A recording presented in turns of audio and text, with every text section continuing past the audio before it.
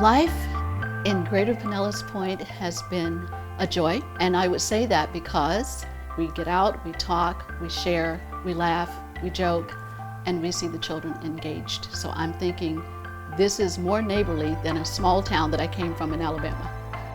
If I had to describe our neighborhood to someone who'd never been, I would say that it's a it's a great little community. Everybody here is friendly. They're out walking, riding the bikes, pushing strollers, walking dogs. We probably meet more of our neighbors walking dogs than anything. Pinellas Point is at the bottom of Pinellas County. It's a neighborhood that was founded and built primarily in the 1940s, and the Tocobaga Indians have lived here since the 1000s or so. And they came here for a reason. Obviously the bay was quite fruitful for food, and we were fortunate enough that they decided to pile their trash or the shells in their backyard, and we actually sit on one of the Indian middens here.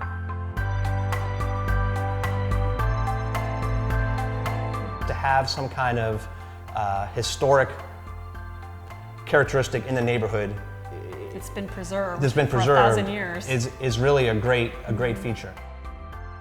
Kids love going down there. It's neat to go down there, walk around, to see the history.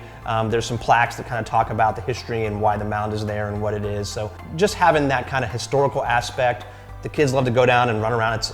There's not many hills in St. Pete, so when they get to go up and down a hill, which is probably pretty limited in St. Pete. So it's an area that's rich in environmental jewels and a lot of greenery, a lot of larger yards than you can find in other parts of the city.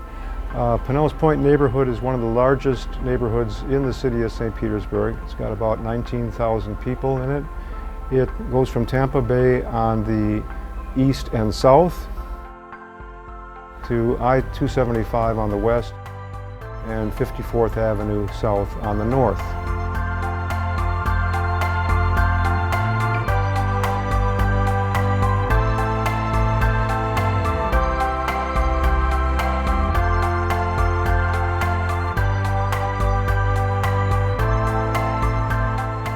People drive through Greater Pinellas Point. I think the first thing that would capture their attention is the lush landscaping that we have. There are many, many pine trees in the area, lots of trees, lots of vegetation.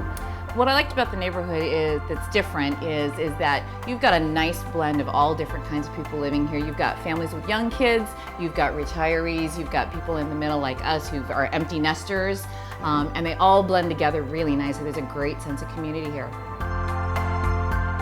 The birdcage homes are unique to St. Petersburg.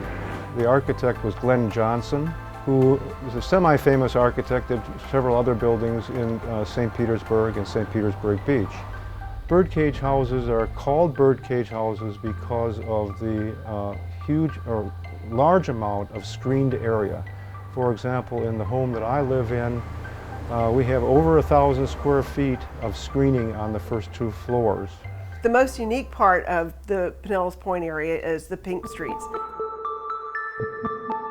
For people that are from the Northeast or people that are coming from other states, they come in, they see the neighborhood, and the first thing that their eyes are drawn to is the concrete.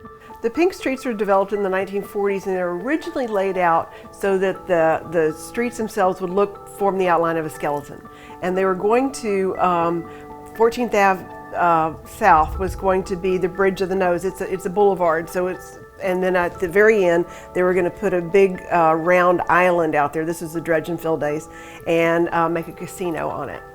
But that didn't happen. But you can still look at a map of the pink streets, and you can see Serpentine Drive forming the brow of the skull. Did you know that? Supposedly, when this neighborhood was developed in the 1920s, the developer made them pink because he thought it was chic. That was the words he described, that nobody else had it. And we tell people when they're coming to visit us, when you turn and the streets are pink, you know you're in the right spot. And they're like, really? And we're like, that's it, the streets are pink. So.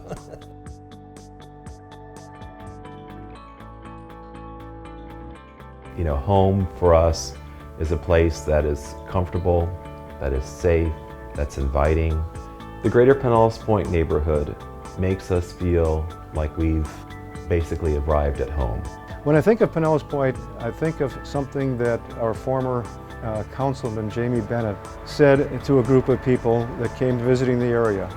Welcome to the paradise that is District 5.